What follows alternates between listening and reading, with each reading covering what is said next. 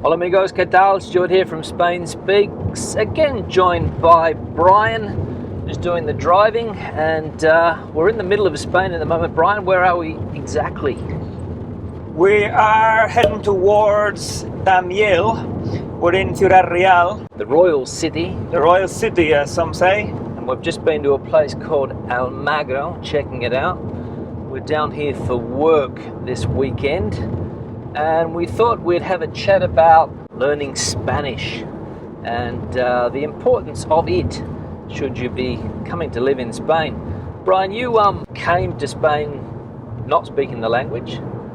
I don't know whether we had this conversation before or not, but we didn't go into it in any great detail. But I remember back in the day you didn't speak Spanish when you first came, right? Yeah, no idea. I had no idea. I'd studied French, so for an English speaker, let's say, I had an idea of some of the grammar concepts, because I think us native English speakers, kind of take for granted, you speak English, and when it comes to making up, verbs and tenses, in a different language, like Spanish or French, it is quite tricky, we take for granted, I don't know, simple verbs like walk, or play. I play, you play, but in Spanish, of course, you have all of these different conjugations, and it's a lot of work. So you found it difficult? Oof.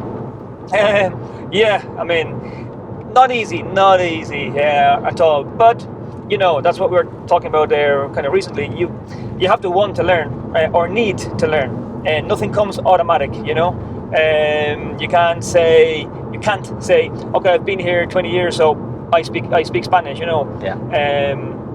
You have to work at it.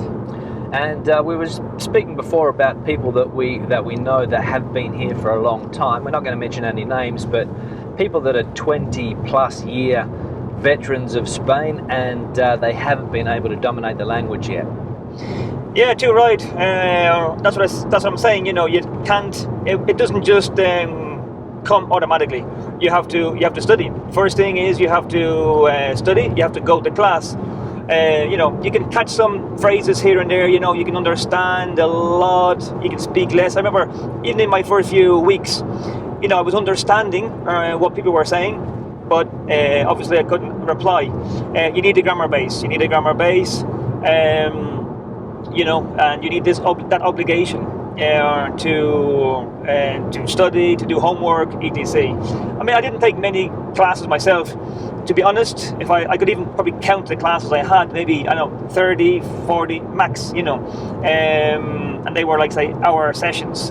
But again, I was, a diligent student, going home, doing my homework, tried all of these little strategies, with your post-its, putting post-its around my house, vocabulary, obviously watching films, movies in original version without even understanding it, And of course, nowadays it's a lot easier with the internet, I suppose, right? Because you've got all of the information you need on the internet. You've got access to,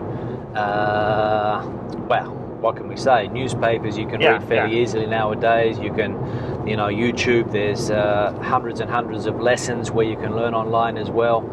So there are a lot of facilities, let's say, to learn a language like Spanish nowadays. But for the day-to-day, Brian, it is necessary, especially living in Madrid and even in a part of the world like this, to know the language.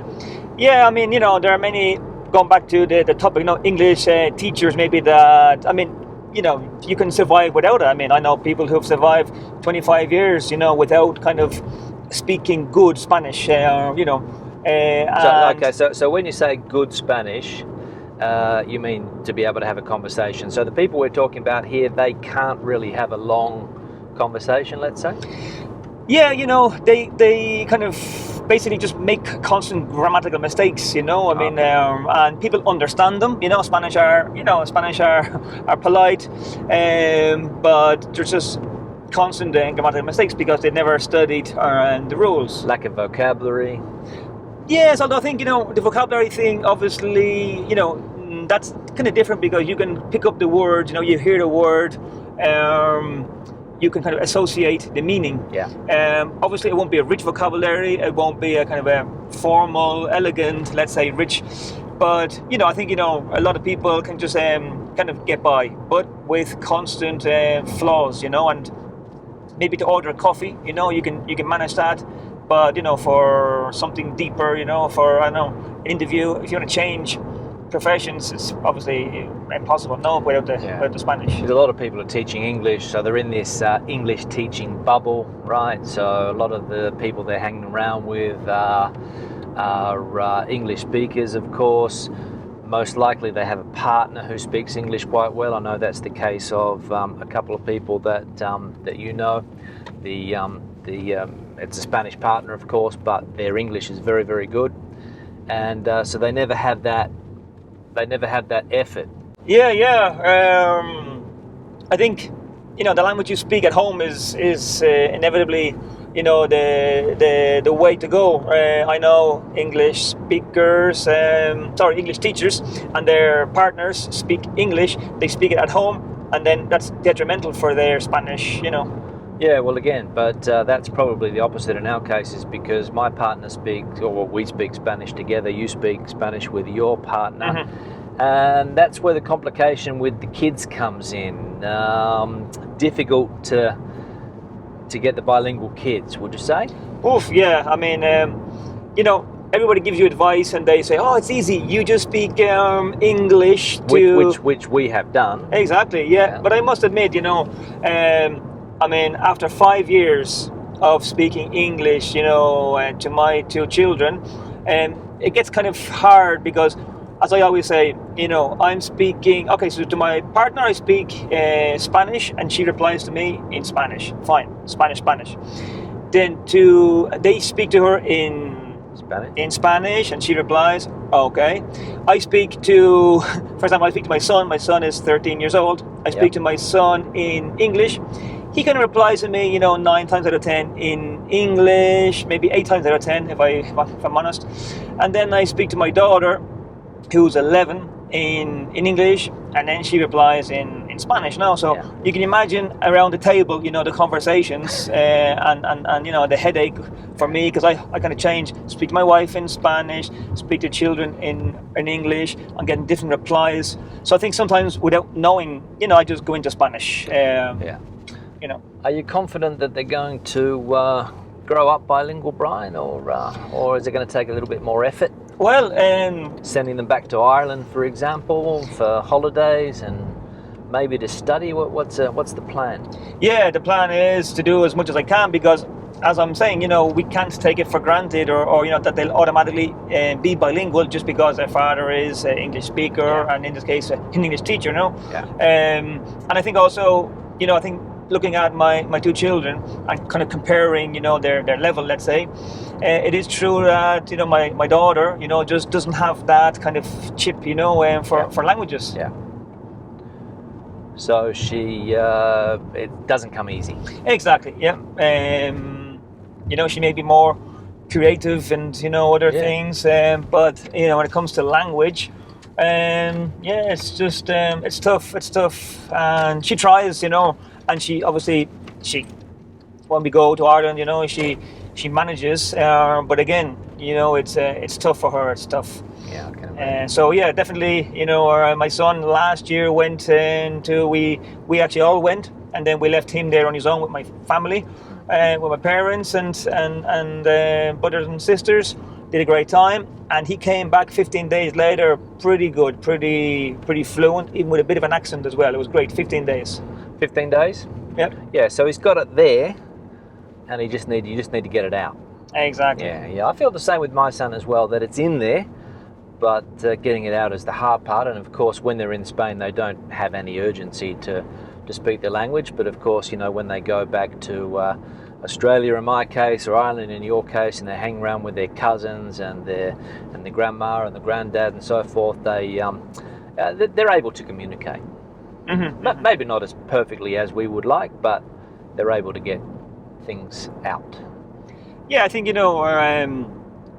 unless they spend a long time in Ireland, in this case, they'll always be kind of half Spanish or even more Spanish. No, I mean, I think you know, when they're with their cousins, you know, you can tell that they're not kind of Irish, you know, 100%, you know. You know, they don't have that kind of slang and stuff, you know, and sometimes they don't catch a joke or catch, you know, because they may know the normal kind of, you know, kind of word, but, you know, when the kids... I mean, let's be honest, Spanish is their first language, right? Exactly, yes. So in Spanish, they're able to do whatever they need to do, and, you know, that's the language that they're developing. And English is there, but it's sort of on the back burner, hopefully, until they need it and they realise the importance of it. And another thing now, Brian, with Brexit happening and the uncertainty of that, there's a lot of English people, British people that are trying to maybe get another passport. Maybe they've been here in Spain a while. They're trying to get the Spanish passport or the Spanish nationality, let's say, and there is a language test involved in that process. And I think the place that you work offers courses, and they carry the course out, right? Exactly. Yeah, for those... What's it called? It's... well, the Instituto de Cervantes, okay? Yeah. The Cervantes Institute. Good. The author of Don Quixote. Exactly. We're in the right place. That's it. So basically, kind of like Cambridge has for the English language here in Spain, is very, very popular. The Instituto de Cervantes has the official language test called DELE, D-E-L-E. So what happened a couple of years ago is I think the government kind of established a minimum level, okay, which is A2. A2. All right, so that's a pre-intermediate. Exactly. So for the non-Spanish speaking kind of for non-Spanish speakers, you know, to get Spanish nationality, you must have a minimum level A2 of the language. Yeah. So basically, you have this test, and it's a written and oral test, obviously, you know, with listening and etc. And then you also have to pass the CCSE test, which is a culture. Yep, yeah. Which is a 25 question culture test. What's an example of a question in that? So who is Julio Iglesias? Yeah, I mean, it's a multiple choice. Yeah, so I mean, you know, those people who either kind of may have an idea of the answer. I mean, you have a choice, you know, so they're not open questions, open-ended questions, multiple choice. So yeah, Julio Iglesias is A bullfighter, B, a politician, C, a singer, or D, footballer, thank you. You know, so I mean, some are obviously easier than others. I think there's sections, you know, you might have a few questions on politics, on history, geography. You know, I think we were looking at one day, me and you, there was the longest river in Galicia is, you know, so some may sound silly. Obviously, the Julio Iglesias, most people know who he is. But you know, the longest river in Galicia, you know, even maybe some Spaniards would doubt with some of the questions. Well, that's right. So you've got to study up. There's probably a book that you study as well. So you've got to get that level A2. Now, there was a case in the paper the other day of a bloke from Morocco who'd been here for 15 years, failed the language test, failed the culture test, and I think he took it to court or something, I think, because he didn't think it was fair. But that's the case. So the A2 level, I mean, they're not asking for much. I mean, A2 pre-intermediate, you just probably have to know a little bit of the past, the present, and the future, and basic descriptions. You know, not a lot, but that's it. And you're able to get that Spanish nationality. But yeah, I get a bit frustrated, especially when you go to some of the coastal areas and you see people that have been here for a long time and they haven't made any effort to learn the language. And yeah, it's a bit of a shame, but I suppose the older you are, the more difficult it is. And if you go to one of those places where there are big expat communities, let's say, you probably don't feel that you have the need to learn the language, or at least to learn the language well. But my recommendation would be that you try to, at least before you come, or at least while you're here, you know, do some type of a language course.